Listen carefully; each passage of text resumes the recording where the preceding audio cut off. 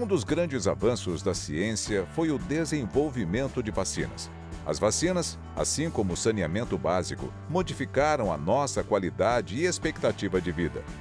Elas têm o objetivo de fortalecer o sistema imunológico, estimulando a produção de anticorpos que combatem agentes infecciosos, como vírus e bactérias, e evitam o adoecimento. Neste educativo, vamos saber mais sobre como funcionam as vacinas, sua segurança, eficácia e sua importância para a saúde das comunidades. Nenhum outro avanço na medicina trouxe tanto impacto em saúde pública como as vacinas trouxeram. Estima-se que as vacinas aumentaram a expectativa de vida em cerca de 30 anos. Junto com água potável, junto com o uso de antibióticos, as vacinas aí responderam por uma redução importantíssima da mortalidade infantil, não só reduzindo danos para as pessoas no curto prazo, mas especialmente prolongando a nossa expectativa de vida. Realmente o maior presente que a humanidade recebeu nos últimos tempos. Eu diria que existe um antes e depois das vacinas. É lógico que houve outras estratégias em saúde pública que fizeram essas grandes mudanças com relação à qualidade e expectativa de vida das populações. Mas as vacinas, elas se inserem nesse contexto de ter trazido mais anos de vida à população e aqueles também que poderiam sofrer com alguma sequela evitaram a ocorrência dessas sequelas. Então, não só você tem uma história de redução da mortalidade, mas também de redução de situações, como eu disse, sequelas, manifestações clínicas graves de algumas doenças, que a curva mudou após a introdução das vacinas. As vacinas mudaram a expectativa de vida das populações em geral. E não tem como nem exagerar esse feito, porque nem mesmo os antibióticos cumpriram um papel na evolução da sociedade tanto quanto as vacinas.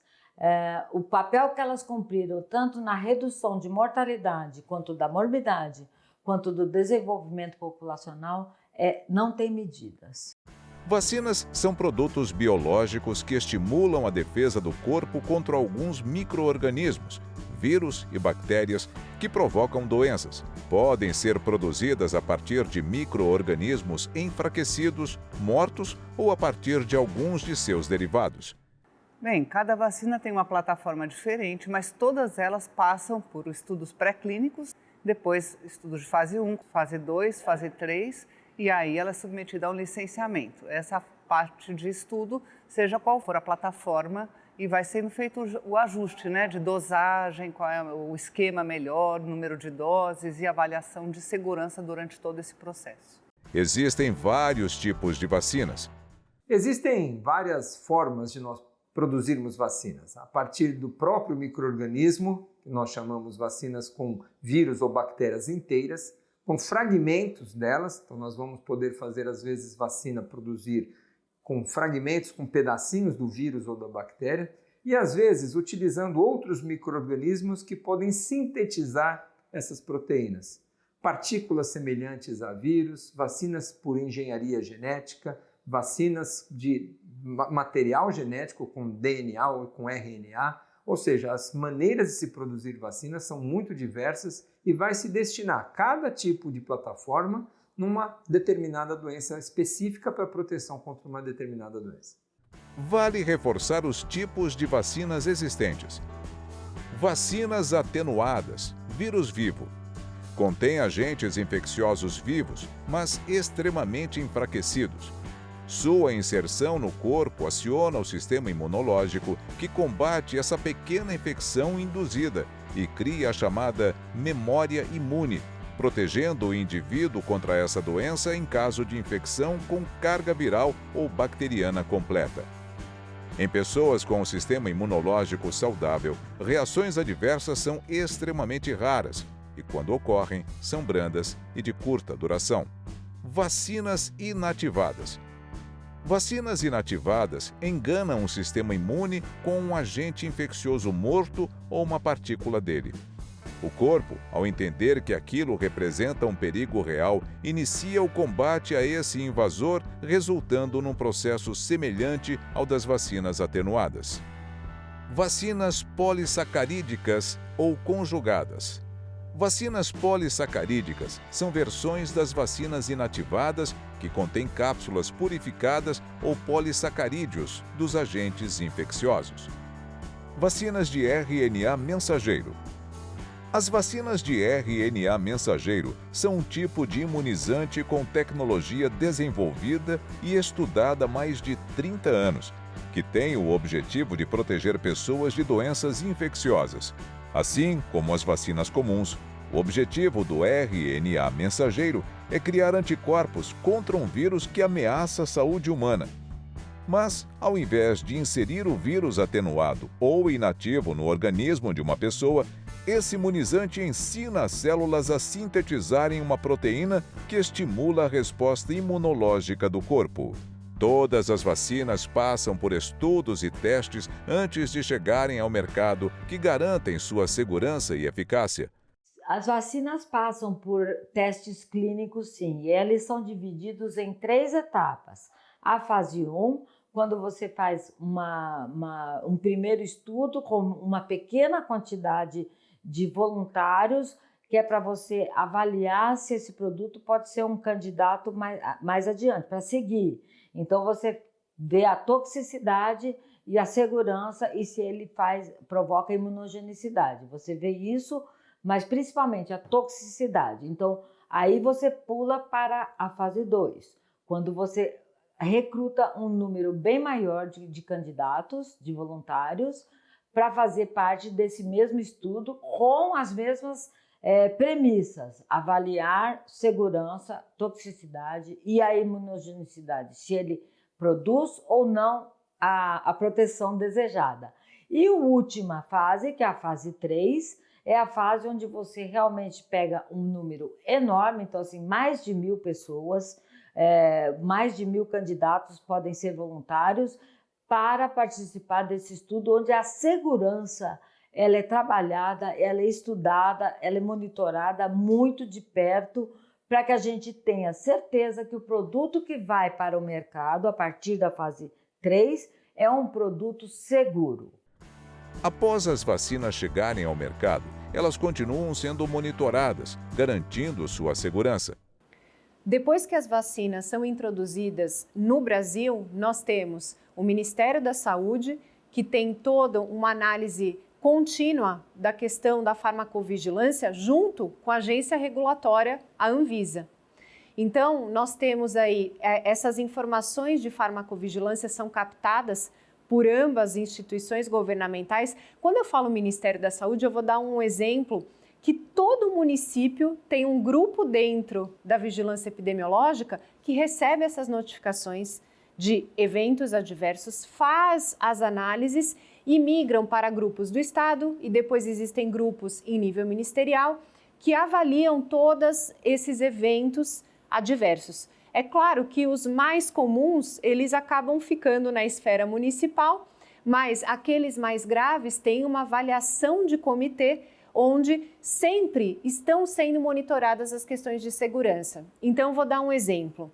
Se porventura qualquer vacina implementada tem um alerta de segurança, medidas podem ser tomadas. Eu vou dar um exemplo que não existe, mas faz de conta que nós vimos que a vacina X ocasiona desmaios. E foi detectado na fase 4, que é a fase de monitoramento contínuo. Aí é questão desse grupo mudar recomendações falando, olha, nós verificamos que o desmaio que acontecia desta vacina foi na faixa etária acima de 60. Então, você pode mudar rapidamente na bula com novas recomendações. Ou monitorar, falar, olha, o desmaio que teve naquele grupo, nós avaliamos e verificamos que as pessoas eram diabéticas, estavam hipoglicêmicas, não teve relação com aquele produto, mas nós continuaremos monitorando e não vamos mudar a bula. Então, são esses exemplos que acontecem para o monitoramento contínuo das vacinas. Vale reforçar que vacinas são seguras.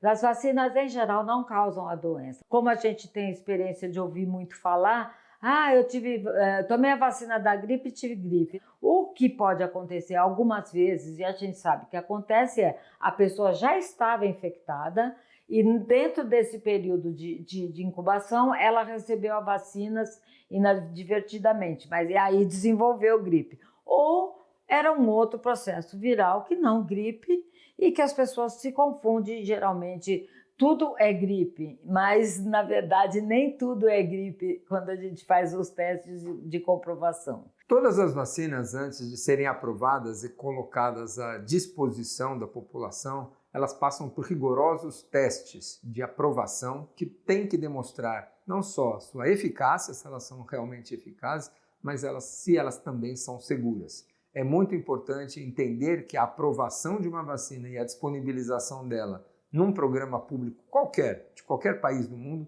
só é feita baseada nesses dados de eficácia e de segurança. Não faz sentido nós oferecermos para a população produtos que tragam mais riscos do que benefícios. Vacinas, algumas vezes, podem apresentar efeitos adversos. Então, todas as vacinas têm o risco de dar eventos adversos. Isso é reconhecido e é infinitamente menor do que o prejuízo que a doença pode causar. Então, isso é sempre balanceado. Febre, uma dor de cabeça, uma moleza no corpo, dor no local de aplicação, uma vermelhidão, isso pode acontecer, mas isso nem entra em comparação com os riscos da doença que aquela vacina vai proteger. Evento adverso grave já é bem raro. Para ela passar se submeter ao licenciamento e ser aprovada, tem que ser uma vacina muito segura e que seja extremamente raro ter qualquer evento adverso mais grave. As vacinas, como quaisquer medicamentos, podem ocasionar eventos adversos. É claro que os mais comuns são aqueles locais, que é aquela dor no braço, vermelhidão, e tem alguns sistêmicos, que também os mais comuns da maioria das vacinas são febre, dor de cabeça, mal-estar. O mais importante da maioria desses eventos adversos é que eles são autolimitados. Eles duram no máximo em 72 horas. Mas é claro que sempre quando a pessoa recebe uma vacina, experimenta algum evento adverso, ela pode retornar naquele local para que haja uma avaliação. Às vezes, o que pode acontecer? Vou dar algum exemplo. A pessoa tomou uma vacina e, por acaso, ela estava com um vírus incubado da gripe, por exemplo. E aí ela fala, poxa, tomei a vacina me deu gripe. Não, é porque o vírus estava incubado e você acabou desenvolvendo a doença porque você não teve tempo hábil de desenvolver os anticorpos. Agora, vamos entender o que é a eficácia da vacina. Eficácia da vacina é a parte que a gente estuda nos estudos de fase 1, 2 e 3, principalmente, que é quando a gente quer saber o quanto ela funciona, o quanto ela não funciona. E aí a gente fala, essa vacina, dos 100 pessoas que eu vacinei, ela imunizou 95%. Então, ela tem uma eficácia de 95%. E é um parâmetro bem desejável. Nem todas as vacinas chegam a isso. Mas, mesmo assim, com uma eficácia elevada, elas têm a possibilidade de cortar as cadeias de transmissão. Há duas maneiras de nós medirmos se uma vacina protege ou não. Dentro de um estudo controlado, nós chamamos de estudos de eficácia. Qual é a eficácia da vacina? Esses estudos são feitos com controles que nós chamamos de placebo. Colocamos uma vacina à disposição, ou administramos uma vacina na parte dos indivíduos de um estudo e administramos um placebo, uma substância inócua, semelhante, com um estudo que não se reconhece quem é o indivíduo vacinado e quem é o que recebeu o placebo, e esses indivíduos são acompanhados ao longo de um tempo, ao longo de uma temporada. E procura-se avaliar quem adoece mais, quem tomou a vacina e quem tomou a substância inócua ou placebo.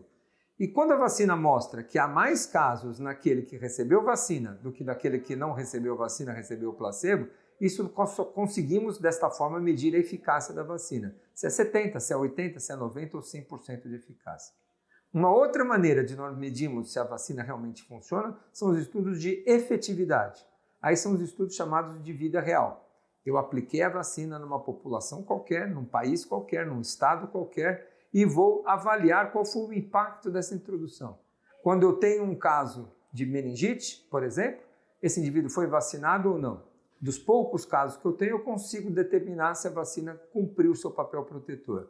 É uma pequena diferença, mas mostra que o dado de eficácia é dentro de um estudo clínico e de efetividade são os dados de vida real. As vacinas beneficiam a maioria, mas há pessoas que não podem recebê-las e precisam de atenção especial. Pessoas alérgicas a determinados componentes de vacina ou alguma dose anterior de vacina, mas reações graves, a gente diz reações anafiláticas, têm contraindicação de continuar o esquema de doses, né? Se ela apresentou na primeira ou na segunda dose do esquema uma reação anafilática grave.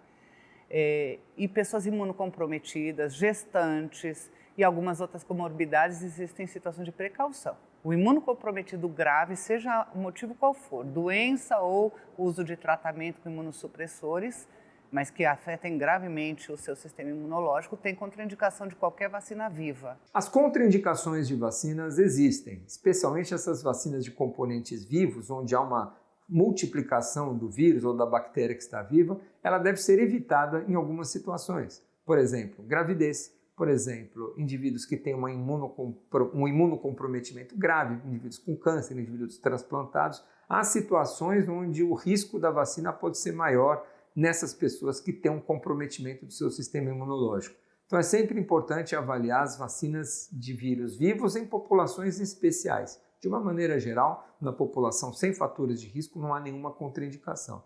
Outra contraindicação rara que às vezes acontece é quem teve uma reação grave alérgica a uma primeira dose da vacina.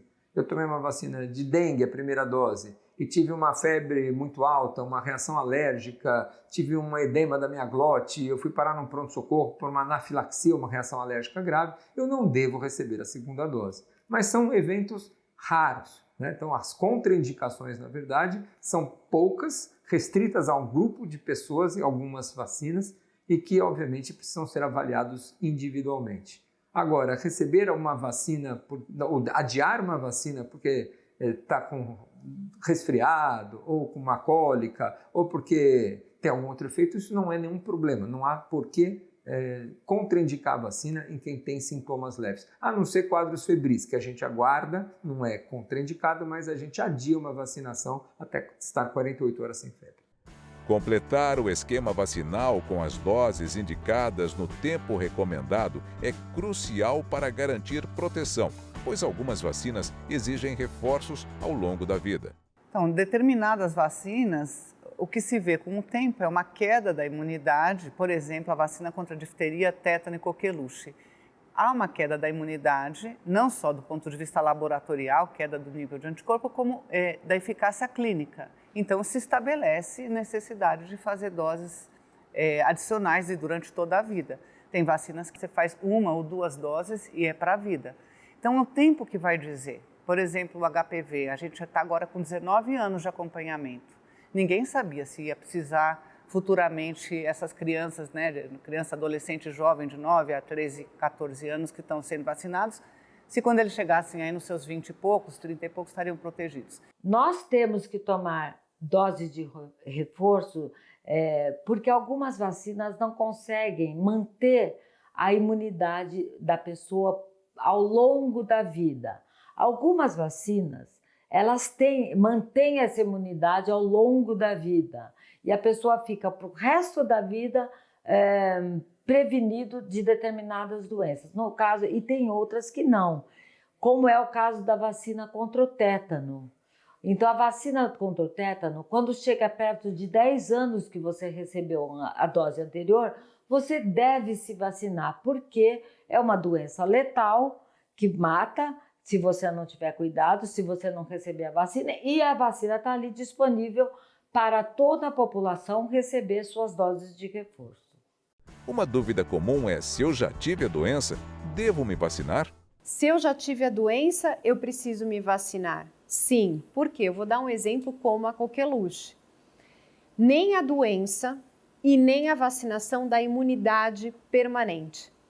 Então, nós precisamos fazer esses reforços durante a vida para que nós tenhamos a garantia que o nosso sistema de defesa esteja apto para vencer essas batalhas. Tanto é, e também existe aí eu vou dar um outro exemplo, a vacinação de gripe, a vacinação de Covid. Como existem essas mudanças dos agentes infecciosos, nós precisamos também atualizar com as cepas circulantes. Ao nos vacinar, protegemos também o nosso entorno, o que é chamado de imunidade de rebanho.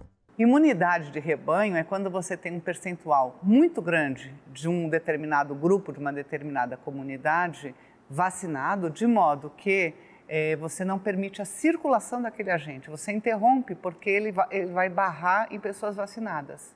Isso é um benefício indireto para aqueles que por algum motivo não foram vacinados.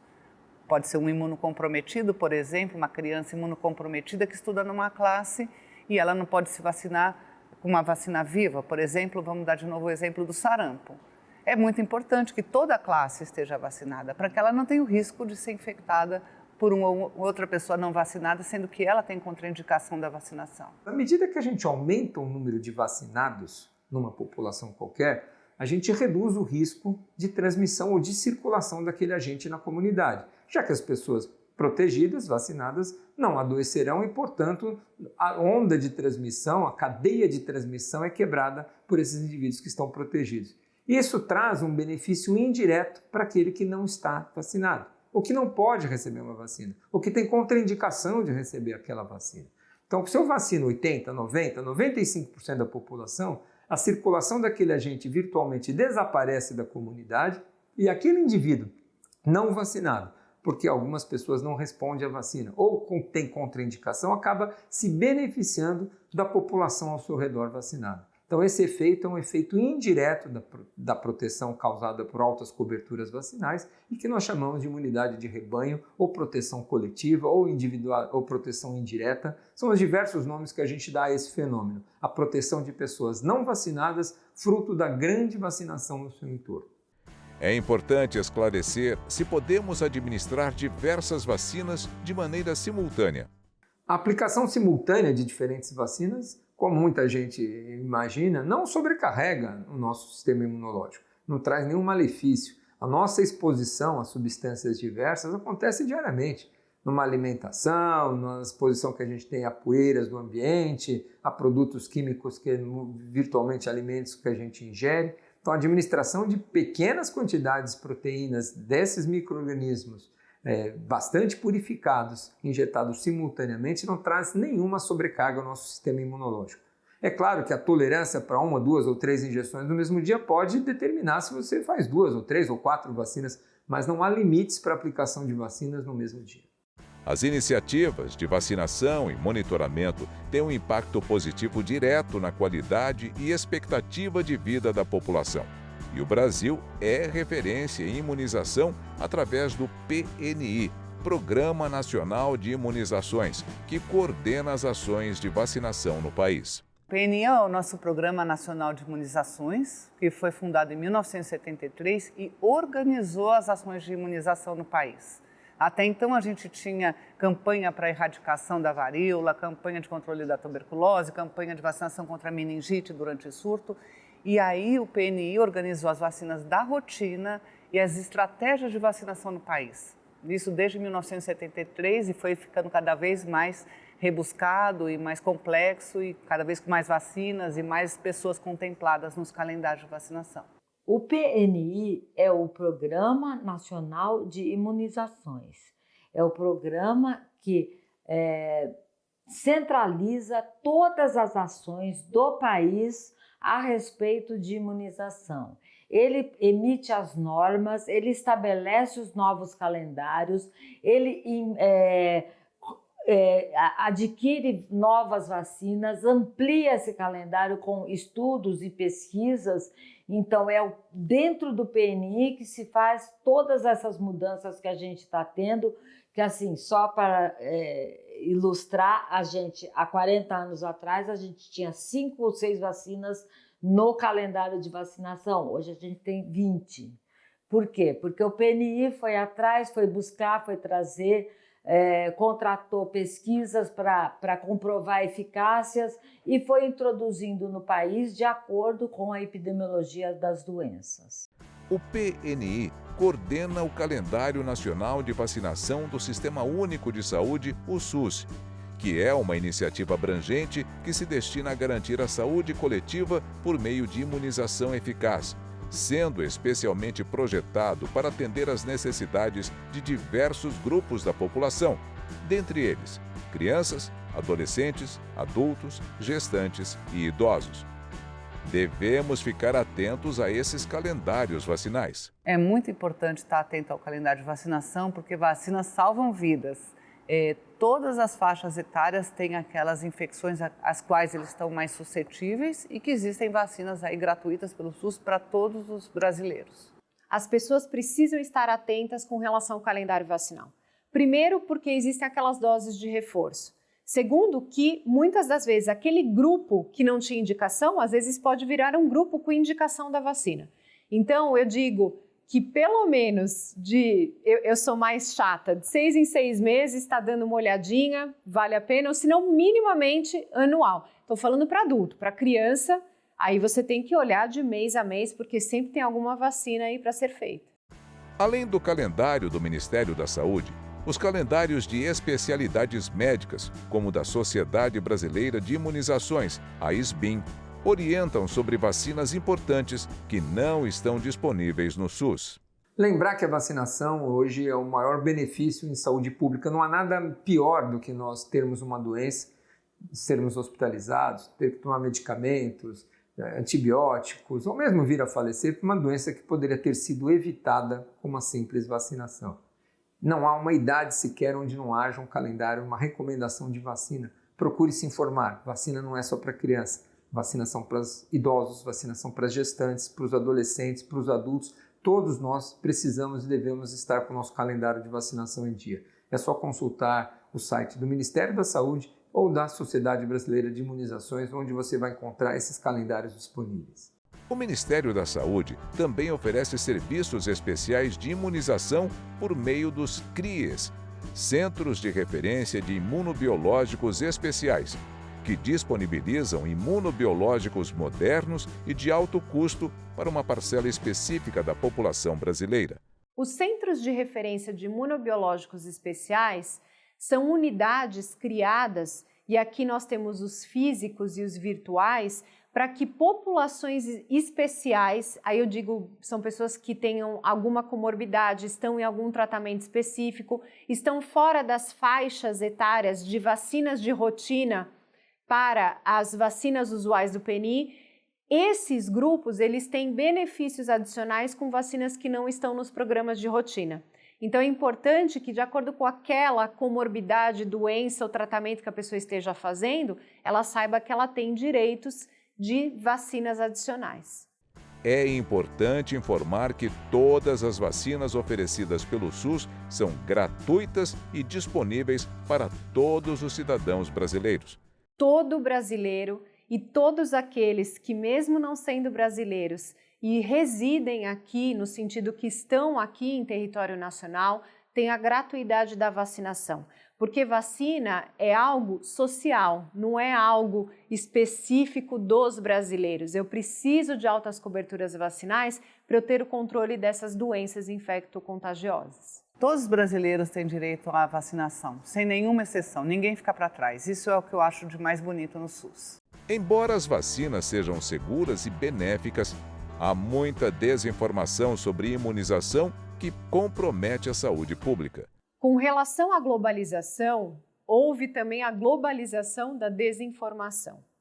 Então, hoje, existem sim muitas desinformações relacionadas à vacinação, o que ocasiona um dano. Eu digo que desinformação ou fake news também é contagiosa e isso mata. Nós vivemos atualmente num ambiente de muita desinformação. Eu costumo dizer que essas desinformações sobre vacinas é uma outra doença, uma doença digitalmente transmissível, que faz muitas vezes mais vítimas do que muitos vírus e bactérias. Cuidado com informações falsas a respeito de vacinas, que vacinas podem fazer mal, que vacinas trazem problemas para a sua saúde, que te deixam sequelas. Muito pelo contrário, as doenças sim fazem mal, as doenças podem trazer consequências graves, morte e sequelas. Então, as vacinas são feitas para evitar doenças. A balança sempre, quando nós pensamos nos benefícios que as vacinas trazem, superam e muito os eventuais efeitos colaterais. Pense sempre que vacina foi feita para proteger-nos, evitar doenças, evitar sofrimentos para nós e para toda a nossa família. Vacinas são essenciais para a saúde. Consulte seu calendário vacinal. E em caso de dúvidas, fale com seu médico ou busque informações em órgãos de saúde, mas já anote algumas dicas. Ministério da Saúde, PNI, Programa Nacional de Imunização, www.gov.br/saúde/pt-br/vacinação. CRIE, Centro de Referência Imunobiológicos, www.gov.br/saúde/pt-br/vacinação/grupos-especiais. SBIM, Sociedade Brasileira de Imunização, sbim.org.br/calendários de vacinação. Instituto Butantan, butantan.gov.br/soros e vacinas/vacinas. Vacinar-se protege você e a comunidade. Sem dúvida, a importância da vacinação, não só para o indivíduo que se vacina, mas para toda a comunidade. Porque o vacinado, além dele se proteger, ele deixa de ser um transmissor, ainda que involuntário, para as pessoas do seu convívio. Então, quanto mais gente vacinada, menos circulação e menos risco, inclusive para aqueles que não se vacinaram. É uma importância coletiva. Vacinar é prevenir, é cuidar do presente e garantir um futuro mais saudável.